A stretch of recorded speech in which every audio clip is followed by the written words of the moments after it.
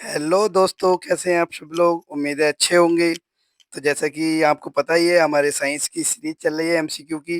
तो मैंने पिछली वीडियो में 50 क्वेश्चन पूरे कंप्लीट करा दिए थे। आज की वीडियो में 100 क्वेश्चन कंप्लीट कराऊंगा, 51 से लेकर 100 तक पूरे 100 क्वेश्चन कंप्लीट कराऊंगा। तो अगर हमारी वीडियो सही लगी हो तो लाइक, सब्सक्राइब एंड शेयर करना ना भूलें, और अपने दोस्तों को जरूर शेयर करें। तो पढ़ते हैं क्वेश्चन की ओर। क्वेश्चन क्या कह रहा है? क्वेश्चन कह रहा है ये, तो पढ़ते हैं हम पहले क्वेश्चन की ओर। पहला क्वेश्चन क्या कह रहा है? कह रहा है मनुष्य का सामान्य रक्तदाब होता है। मनुष्य का सामान्य रक्तदाब क्या होता है, यानी कि ब्लड प्रेशर पूछ रहा है। मनुष्य का सामान्य ब्लड प्रेशर क्या होता है? तो वो होता है ऑप्शन नंबर सी, 120/80। देखो, ऑप्शन दो ऑप्शन मिलेंगे, एक 80 पहले होगा और एक 120 पहले होगा। तो ऑप्शन नंबर जो है सी हो इसका आंसर है। 120 ऊपर होता है, एक डायस्टोल होता है, सिस्टोल होता है। तो डायस्टोल ज्यादा होता है, सिस्टोल कम होता है।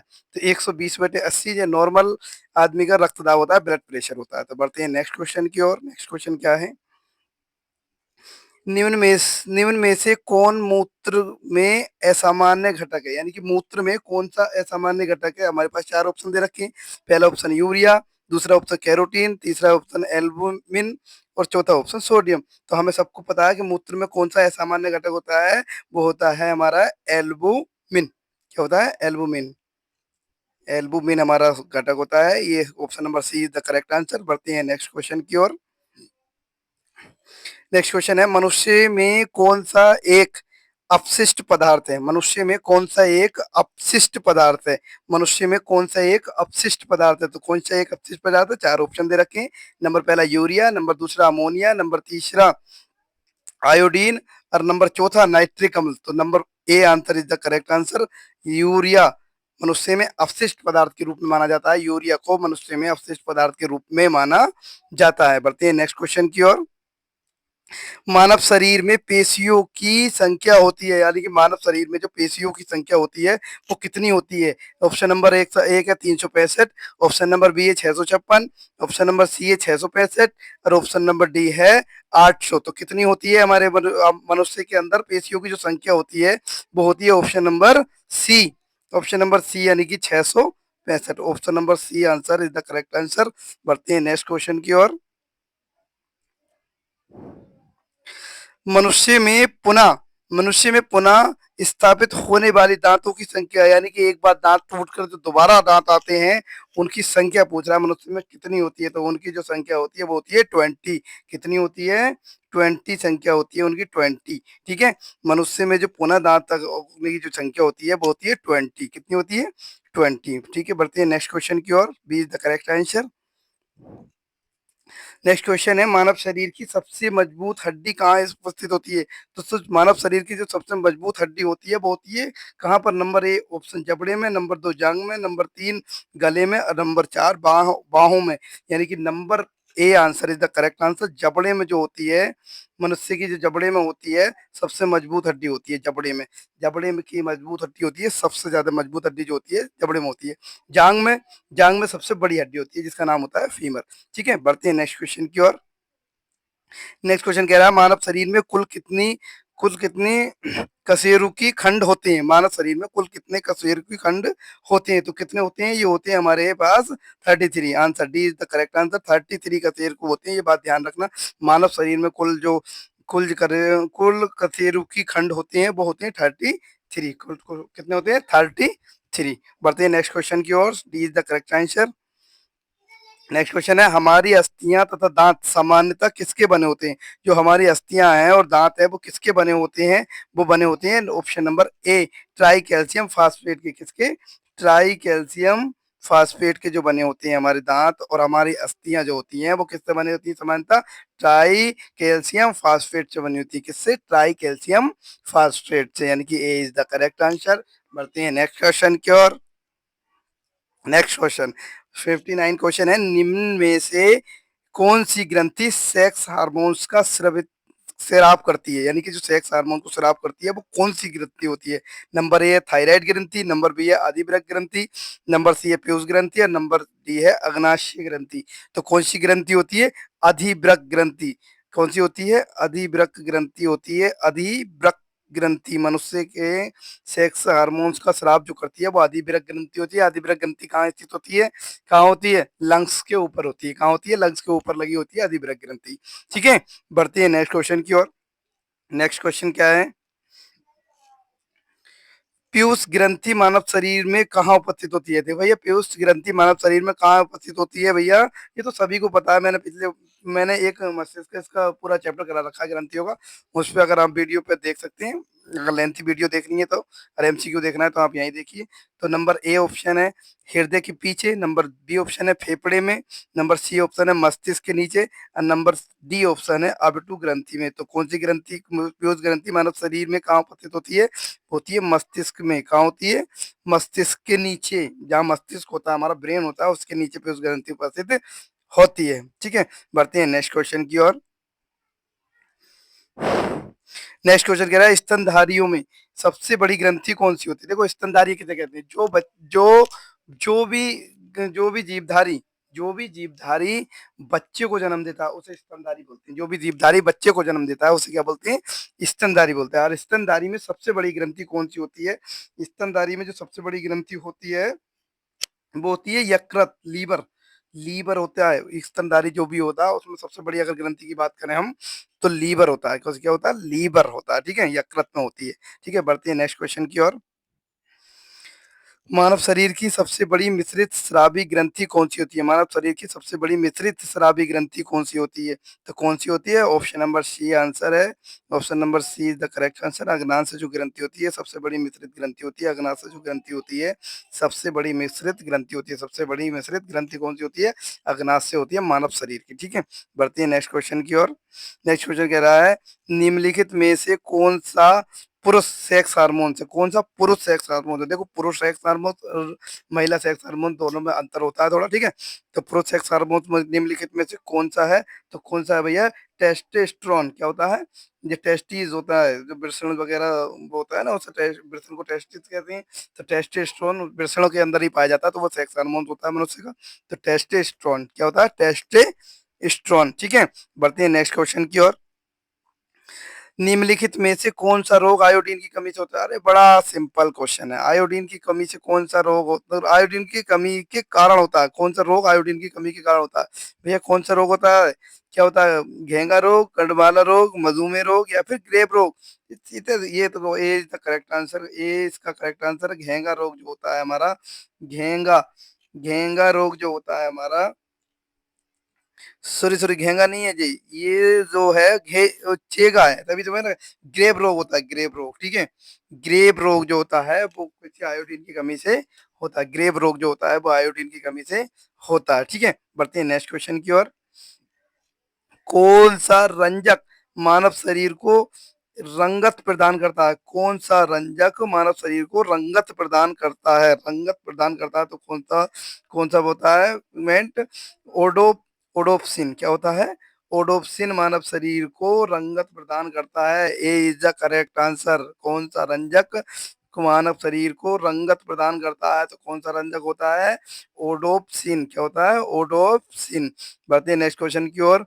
आंखों के रंग के लिए उत्तरदायी रंजक कहाँ उपस्थित होता है। आंखों के रंग के लिए रंजक उपस्थित कहाँ होता है, तो कहाँ होता है भैया, आंख की पुतली में। आंख नीली भूरी होती है तो वो किसके कारण होती है, आंख की पुतली में होता है रंजक उपस्थित।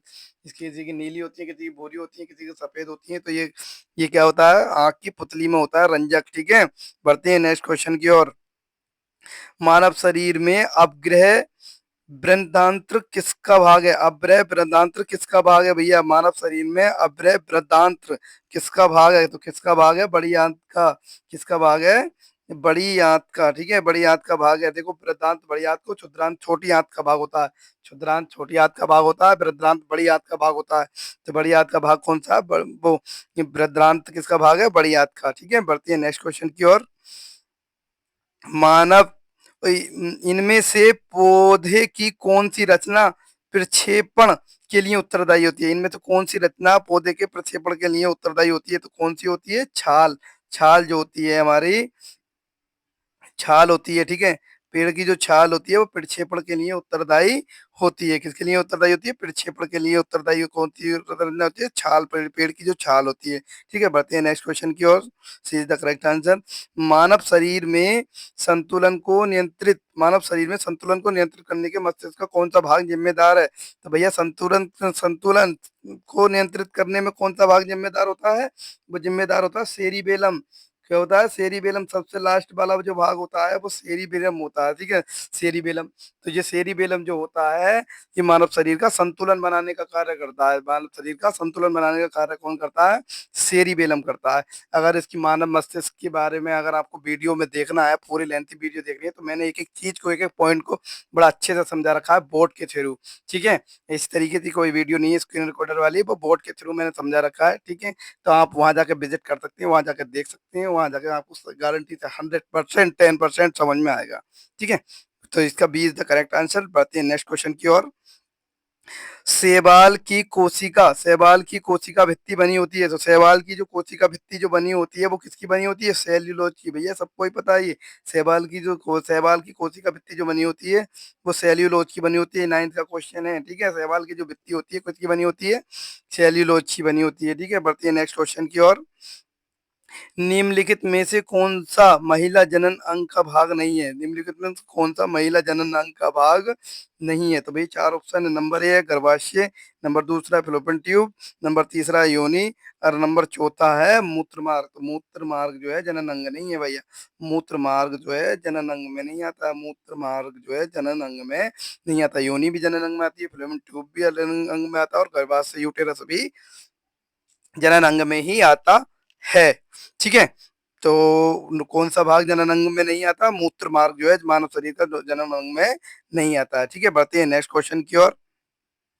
खमीर है। खमीर क्या है? 4 ऑप्शन है। एक ब्रायोफाइटा है, या एक कवक है, या एक सवाल है, या फिर एक जीवाणु है। खमीर क्या है? तो खमीर जो है एक कवक है। क्या है? एक कवक है। खमीर जो है एक कवक है। ठीक है, खमीर एक कवक है। खमीर एक कवक है। ठीक है, बढ़ते हैं नेक्स्ट क्वेश्चन की ओर। नेक्स्ट क्वेश्चन है, किसी यंत्र के द्वारा पेड़ की तनों की वृद्धि की माप की जाती है। किसके द्वारा पेड़ की तनों की वृद्धि की माप की जाती है कि कितनी वृद्धि हुई है, कितने साल में कितनी होगी? इसके कौन सा यंत्र है जिसके द्वारा करी जाती है? नंबर पहला हाइड्रोमीटर, नंबर दूसरा है सीस्मामीटर, नंबर सी है ऑक्सीमीटर, और नंबर डी है स्पीडोमीटर। नंबर डी है स्पीडो मीटर। तो कौन सा आंसर है? ऑक्सीमीटर। कौन सा आंसर है? ऑक्सीमीटर से पेड़ के तनों की वृद्धि की माप की जाती है। किससे? ऑक्सीमीटर से। बहुत ध्यान रखना, बहुत अच्छा क्वेश्चन है, आता भी है कई बार। तो ऑक्सीमीटर से पेड़ की वृद्धि की तनों की वृद्धि की माप की जाती है। ठीक है, बढ़ते हैं नेक्स्ट क्वेश्चन की ओर। नेक्स्ट क्वेश्चन है हमारा, एक जंतु कोशिका के भीतर सबसे प्रचुर मात्रा में कौन सा अकार्बनिक घटक पाया जाता है? ये बात ध्यान रखना, अकार्बनिक घटक की बात पूछ रहा है। कौन सा अकार्बनिक घटक पाया जाता है सबसे ज्यादा? हमारा जो जंतु कोशिका में सबसे प्रचुर मात्रा में सबसे ज्यादा कौन सा घटक, अकार्बनिक घटक पाया जाता है? नंबर 1 सोडियम पोटेशियम, भाई नहीं पाया जाएगा। लोहा नहीं पाया जाएगा। आयोडीन नहीं पाया जाएगा। ये सबकी अधिकता बेकार है। जल जल पाया जाता है।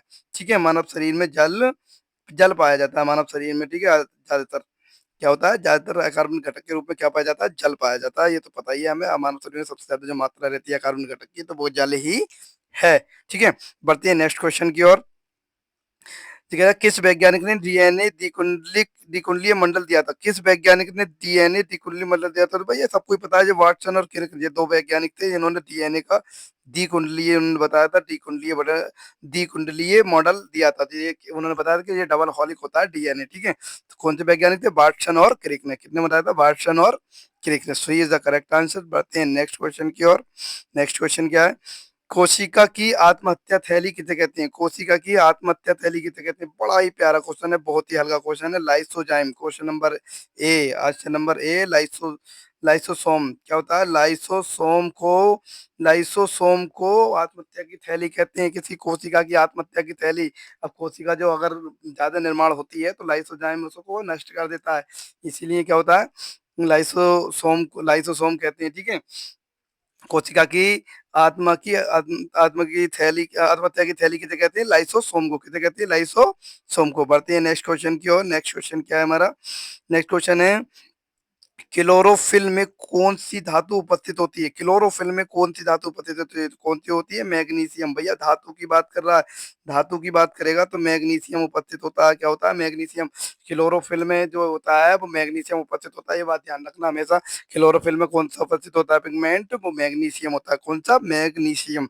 ठीक है, B is the correct answer. बढ़ते हैं नेक्स्ट क्वेश्चन की ओर। दूध का धवल रंग किसकी उपस्थिति के कारण होता है? तो दूध का जो सफेद रंग होता है, प्योर सफेद होता है, वो किसकी उपस्थिति के कारण होता है? तो वो किसकी उपस्थिति के कारण होता है भैया? कैसीन की। किसकी? कैसीन की उपस्थिति के कारण। कैसीन की उपस्थिति के कारण दूध का कैसा रंग होता है? सफेद रंग होता है। किसके कारण? कैसीन के। ठीक है, कैसीन के कारण दूध का सफेद रंग होता है। याद रखना, दूध का सफेद रंग किसके कारण होता है? कैसीन के कारण। ठीक है, बढ़ते हैं नेक्स्ट क्वेश्चन की ओर। नेक्स्ट क्वेश्चन है, इंसुलिन द्वारा उत्पादित होता है, क्या होता है? इंसुलिन के द्वारा क्या उत्पादित होता है? चार ऑप्शन है हमारे पास। पीयूष ग्रंथि द्वारा, पित्ताशय द्वारा, अंत ग्रंथि द्वारा या अग्नाशय द्वारा। तो अग्नाशय द्वारा। इंसुलिन किसके द्वारा उत्पादित होता है? इंसुलिन जो होता है किसके द्वारा उत्पादित होता है?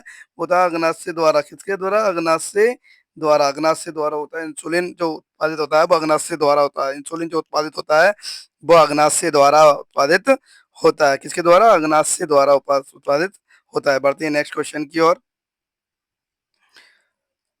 कौन सा रोग विटामिन ए की कमी से होता है? अरे बड़ा सरल क्वेश्चन है। कौन सा रोग विटामिन ए की कमी से होता है? तो कौन सा रोग होता है विटामिन ए की कमी से? रतौंधी रोग। बड़ा अच्छा सबसे अच्छा जो स्रोत होता है इसका, वो क्या होता है? गाजर। गाजर खाने से विटामिन ए की प्रचुर मात्रा होती है। रतौंधी रोग होता है भैया। रतौंधी रोग कैसे कहते हैं? शाम होते ही दिखना बंद हो जाता है। शाम होते ही दिखना बंद हो जाता है, आदमी अंदाजे से चलता है, तो उसे रतौंधी रोग कहते हैं। ठीक है, तो ये किसकी कमी से होता है? विटामिन ए की कमी से होता है। क्या होता है? विटामिन ए की कमी से होता है। बढ़ते हैं नेक्स्ट क्वेश्चन की ओर। कौन हमारी आंखों में प्रवेश करने वाली प्रकाश की मात्रा को नियंत्रित करता है? भैया कौन नियंत्रित कर रहा है? दृष्टि पटल नियंत्रित करती है, पुतली नियंत्रित करती है, आइरिस पटल या फिर रेटिना। इन तीनों में से कौन नियंत्रित करता है? तो वो आइरिस जो होता है, आइरिस हमारी आंख में आने वाले प्रकाश को नियंत्रित करती है। आइरिस जो होती है हमारी आंख में आने वाले प्रकाश को नियंत्रित करती है। कौन करती है? आइरिस। अब आइरिस देखो, आइरिस का क्या होता है? आइरिस अगर अगर हम किसी अंधेरे क्षेत्र में चल रहे हैं तो आइरिस फैल जाएगी, आने वाले प्रकाश को ज्यादा ज्यादा लेगी।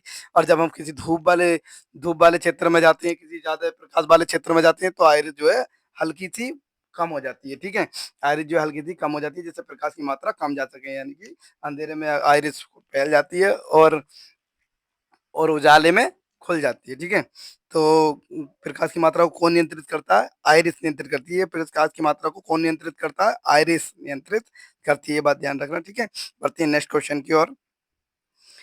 पेड़ पौधे का खाना तैयार करने की प्रक्रिया क्या कहलाती है? पेड़ पौधे अब जो खाना तैयार करते हैं अपना, तो उसकी प्रक्रिया को हम क्या कहते हैं? क्या कहते हैं? फोटोसिंथेसिस।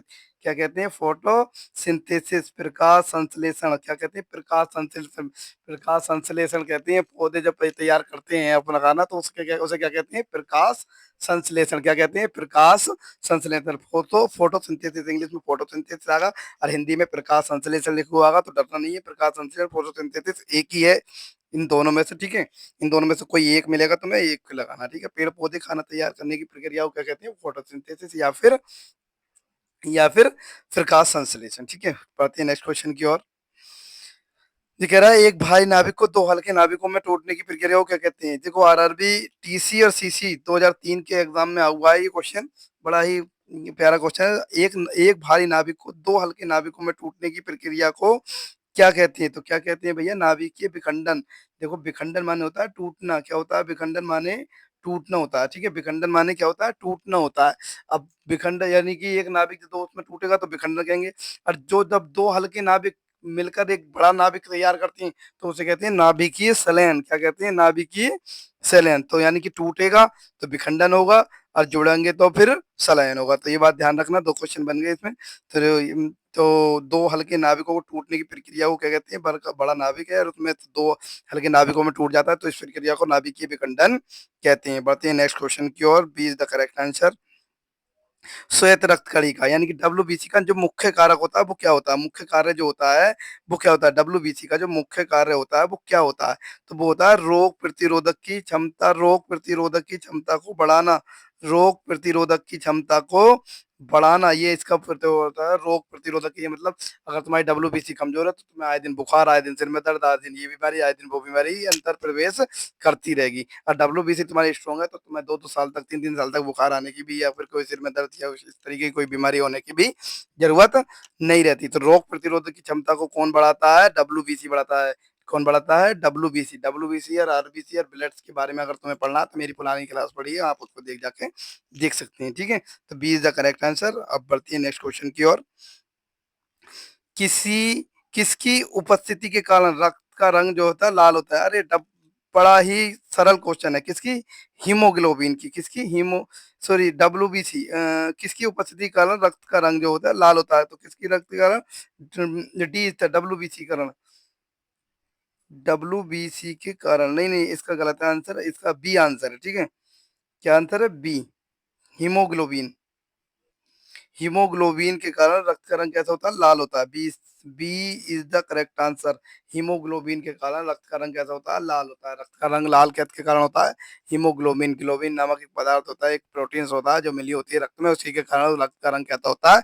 लाल होता है। ठीक है, बढ़ती है नेक्स्ट क्वेश्चन की ओर। B is the correct answer. मानव हृदय के कक्षों की संख्या होती है? अरे बड़ा सरल है। मानव हृदय के कक्षों कितने होते हैं? देखो, दायां लिन, बायां लिन, दायां निलय, बायां निलय, यानी कि तो चार हो गए, तो चार होती है। ठीक है, कितनी होती है? चार होती है। कितनी होती है? चार होती है। ठीक है, मानव हृदय के कक्षों की संख्या कितनी होती है?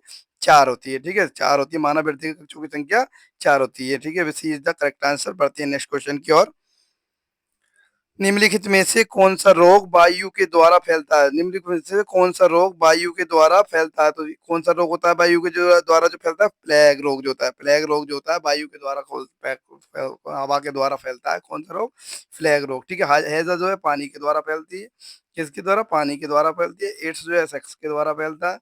और टाइफाइड जो होता है, बुखार जो होता है, ये रोगाणु को से बैक्टीरिया के कारण फैलता है। ठीक है, तो प्लेग रोग किसके कारण फैलता है? हवा के कारण। किसके कारण? वायु के द्वारा फैलता है। कौन सा रोग? प्लेग रोग। ठीक है, ए इज द करेक्ट आंसर। बढ़ते हैं नेक्स्ट क्वेश्चन की ओर। किस तत्व की उपस्थिति के कारण गाय के दूध का हल्का रंग पीला होता है? किस ऐसा कौन सा तत्व होता है जो गाय के दूध का रंग को पीला, हल्का पीला होता है? गाय का दूध तो किसका होता है? कैरोटीन के कारण। किसका कारण? कैरोटीन के कारण। किसके कारण? कैरोटीन के कारण हल्का रंग कैसा होता है? पीला होता है। गाय का, भैंस का और गाय के दूध में जब अंतर करें हम, तो गाय का दूध जो है हल्का हल्का पीला होता है। किस उपस्थिति के कारण? कैरोटीन की उपस्थिति के कारण। किसके उपस्थिति के कारण? कैरोटीन की उपस्थिति के कारण। ठीक है, बढ़ती है नेक्स्ट क्वेश्चन की ओर। निम्नलिखित में से किस विटामिन को कोबाल्ट, विटामिन को कोबाल्ट पाया जाता है? किस विटामिन में कोबाल्ट पाया जाता है? तो भैया कोबाल्ट जो पाया जाता है विटामिन बी 12 में पाया जाता है। किसमें? बी 12। बी कॉम्प्लेक्स होता है ये बी 12। ठीक है, बी 12 में क्या पाया जाता है?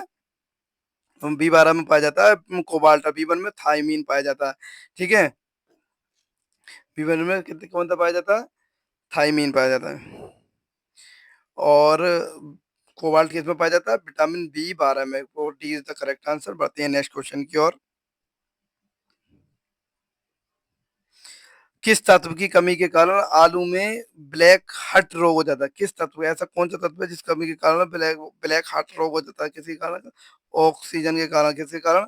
ऑक्सीजन की उपस्थिति के कारण। ऑक्सीजन की कमी के कारण आलू में ब्लैक हट रोग हो जाता है। कौन सा रोग हो जाता है? ब्लैक हट रोग हो जाता है। कौन सा रोग होता है? ब्लैक हट रोग हो जाता है। आलू में ब्लैक हट रोग किसके कारण होता है? ऑक्सीजन की कमी के कारण। ठीक है, बढ़ते हैं नेक्स्ट क्वेश्चन की ओर। कौन भूमिगत जल को प्रदूषित करता है? कौन भूमिगत जल को जो है प्रदूषित करता है? कौन भूमिगत जल को प्रदूषित करता है? तो वो होता है आर्सेनिक। आर्सेनिक नामक एक तत्व होता है। आर्सेनिक नामक एक तत्व होता है जो भूमिगत जल को, जो भूमि के अंदर जो जल है उसको कौन दूषित कर रहा है? उनको कौन प्रदूषित, सॉरी, उसको कौन प्रदूषित कर रहा है? तो वो एक आर्सेनिक कर रहा है। क्या कर रहा है? आर्सेनिक कर रहा है। ना जीवाणु करते हैं, ना शैवाल करते हैं, ना विषाणु करते हैं, बल्कि कौन करता है? Arsenic. D answer is the correct answer. यानी कौन धातु, कौन भूमिगत जल को प्रदूषित करता है? तो वो होता है आर्सेनिक। याद ध्यान रखेंगे। बढ़ते हैं नेक्स्ट क्वेश्चन की ओर। निम्नलिखित में से किसकी उपस्थिति के कारण गिरगिट रंग बदलता है? निम्नलिखित में से किसकी उपस्थिति, बड़ा ही इंपॉर्टेंट क्वेश्चन है। निम्नलिखित में से किसकी उपस्थिति के कारण गिरगिट रंग बदलता है? तो किसकी उपस्थिति के कारण? बर्ड वर्णिक लवक। किसके कारण होता है? वर्णिक लवक के कारण। वर्णिक लवक के कारण गिरगिट रंग बदलता है। ये बात ध्यान रखना। वर्णिक लवक के कारण, वर्णिक लवक लवक के कारण गिरगिट क्या बोलता है? रंग बदलता है, वर्णिक लवण के कारण गिरगिट रंग बदलता है। ठीक है, बढ़ते हैं नेक्स्ट क्वेश्चन की ओर। पादप वृद्धि हार्मोन्स जेबरेलिन को किससे निकाला जाता है? तो जेबरेलिन नामक जो हार्मोन्स होता है वो कहाँ से निकाला जाता है, ये पूछ रहा है। तो कहाँ से निकाला जाता है भैया रे? कवक से। कहाँ से निकाला जाता है? कवक से। जो जेबरेलिन हार्मोन होता है, पादप हार्मोन वृद्धि हार्मोन जो होता है जेबरेलिन, वो कहाँ से निकाला जाता है? कवक से निकाला जाता है। कहाँ से निकाला जाता है? कवक से निकाला जाता है। कहाँ से निकाला जाता है? कवक से। बढ़ते हैं नेक्स्ट क्वेश्चन की ओर। इंसुलिन क्या है? तो इंसुलिन क्या है? चार ऑप्शन है। नंबर ए एंजाइम है, नंबर टू है हार्मोन्स है, नंबर सी है विटामिन है, और नंबर डी है इनमें से कोई नहीं। तो नंबर बी इसका करेक्ट आंसर है। नंबर बी इसका करेक्ट आंसर है। हार्मोन्स होता है इंसुलिन जो होता है वो हार्मोन्स होता है। इंसुलिन जो होता है वो हार्मोन्स होता है। ठीक है, बढ़ते हैं नेक्स्ट क्वेश्चन की ओर। B is the correct answer. ये कह रहा सेक्स हार्मोन्स किसके द्वारा स्रावित होते हैं? सेक्स हार्मोन जो है किसके द्वारा स्रावित होते हैं? सेक्स हार्मोन जो है किसके द्वारा स्रावित होते हैं? तो एड्रेनल ग्रंथि के द्वारा। किसकी ग्रंथि के द्वारा? एड्रिनल ग्रंथि के द्वारा। एड्रिनल ग्रंथि के द्वारा सेक्स हार्मोन स्रावित होते हैं। एड्रिनल ग्रंथि के द्वारा सेक्स हार्मोन स्रावित होते हैं। एड्रिनल ग्रंथि के द्वारा सेक्स हार्मोन स्रावित होते हैं। सेक्स हार्मोन किसके द्वारा स्रावित होते हैं? एड्रिनल ग्रंथि के द्वारा। ठीक है, बढ़ते हैं नेक्स्ट क्वेश्चन की ओर। सी इज द करेक्ट आंसर। प्रकाश संश्लेषण प्रक्रिया में सूर्य के प्रकाश का कौन सा रंग सबसे अधिक उपयुक्त होता है? सबसे अधिक कौन सा रंग उपयुक्त होता है भैया रे? सबसे अधिक, तो सबसे अधिक जो उपयुक्त होता है वो लाल रंग होता है। जब प्रकाश संश्लेषण फोटोसिंथेसिस की प्रक्रिया चलती है तो उसमें सबसे अधिक जो सबसे अधिक जो उपयुक्त रंग होता है वो लाल होता है। कौन सा होता है? लाल होता है। ए इज द करेक्ट आंसर। प्रकाश संश्लेषण में फोटोसिंथेसिस में सबसे उपयोगी जो रंग होता है वो कैसा होता है? लाल होता है। ठीक है, ए इज द करेक्ट आंसर। बढ़ते हैं नेक्स्ट क्वेश्चन की और। 97 क्वेश्चन नंबर है, मानव शरीर में किस अंग में लसिका कोशिका का निर्माण होता है? लसिका कोशिका का निर्माण किसमें होता है भैया रे? किसमें होता है? दीर्घ अस्थि में। क्या में होता है? दीर्घ अस्थि में होता है। लसिका कोशिका का निर्माण जो होता है वो दीर्घ अस्थि में होता है। किसमें होता है? दीर्घ अस्थि में होता है। किसमें होता है? दीर्घ अस्थि में। पढ़ते हैं नेक्स्ट क्वेश्चन को। D is the correct answer. मानव शरीर का सबसे व्यस्त अंग कौन सा होता है? मानव शरीर का सबसे व्यस्त अंग, सबसे व्यस्त अंग की संख्या कितना दी गई है भैया? हृदय को। क्योंकि हृदय जन्म से लेकर मृत्यु तक क्या होता है? एक ही स्पीड में चलते रहता है। जन्म से लेकर मृत्यु तक एक ही स्पीड में चलता रहता है। तो कौन सा होता है? हृदय होता है भैया। मानव शरीर का सबसे व्यस्त अंग की बात करें तो हृदय होता है। कौन सा होता है? हृदय होता है। क्या होता है? हृदय। ठीक है, बढ़ते हैं नेक्स्ट क्वेश्चन की ओर। 99 क्वेश्चन है, निम्न में से किसमें प्रचुर मात्रा में प्रोटीन पाया जाता है? किसमें पाया जाता है प्रोटीन मात्रा में? मांस और अंडे में, दूध और पत्तीदार सब्जी में, सोयाबीन और मूंगफली में, या फिर डी आंसर है इनमें से कोई नहीं। तो ऑप्शन नंबर सी सोयाबीन में। तुम्हें पता ही है प्रोटीन सबसे ज्यादा अगर पाया जाता है तो वो पाया जाता है सोयाबीन में। सोयाबीन के संग मूंगफली में भी। ठीक है, मूंगफली में क्या सबसे अधिक प्रचुर मात्रा में अगर प्रोटीन पाई जाती है तो वो किसमें पाई जाती है? सोयाबीन और मूंगफली में। किसमें पाई जाती है? सोयाबीन और मूंगफली में। ठीक है, बढ़ते हैं नेक्स्ट क्वेश्चन की ओर। नेक्स्ट और लास्ट क्वेश्चन की ओर बढ़ते हैं। लास्ट क्वेश्चन है, मानव शरीर की सबसे बड़ी हड्डी कौन सी होती है? तो जांग की हड्डी, मैंने बताया था फीमर। जांग की हड्डी का नाम होता है फीमर। तो फीमर जो होती है मानव शरीर की सबसे बड़ी हड्डी होती है। मानव शरीर की अगर सबसे बड़ी हड्डी की बात करें तो फीमर होती है हमारी। क्या होती है? जो जांग में पाई जाती है फीमर सबसे बड़ी हड्डी होती है। ठीक है, तो आज की ये 50 से लेकर के 51 से लेकर के 100 क्वेश्चन है। आज की 50 क्वेश्चन ये पूरे कंप्लीट हो गए। अब तक 2 क्लासों में 100 क्वेश्चन कंप्लीट हो चुके हैं। ठीक है, इसी तरीके से नेक्स्ट दिन भी क्लास आती रहेंगी, डेली क्लास आती रहेंगी। अगर आप हमारे चैनल पर नए हैं तो सब्सक्राइब करके बेल आइकन का बटन दबा लें, ताकि हमारे आने वाली हर एक वीडियो का नोटिफिकेशन आपको मिल सके। ये चीज क्लास है आपको हर चीज में काम देगी, चाहे वो पेट होगा, हर तरीके के कम्पिटेटिव एग्जाम में तुम्हारे काम देगी। हर तरीके के कम्पिटेटिव एग्जाम में यहाँ से क्वेश्चन आपको मिलेंगे, इस बात की मेरी गारंटी है। आप बस पढ़ते रहना, मेरे साथ बने रहो मेरे चैनल पर, सब्सक्राइब करवा के बेल आइकन का बटन दबा लो, ताकि आने वाले हर एक वीडियो का नोटिफिकेशन आपको मिल सके। और आपके दोस्तों में जरूर शेयर कर देना वीडियो। ठीक है, थैंक यू, धन्यवाद। ठीक है, तो बढ़ते हैं अब। इसी तरीके से साइंस की एक सीरीज आती रहेगी हमारी, इसके एक के बाद एक, एक के बाद एक। आज हमने 100 क्वेश्चन को कंप्लीट कर दिया है।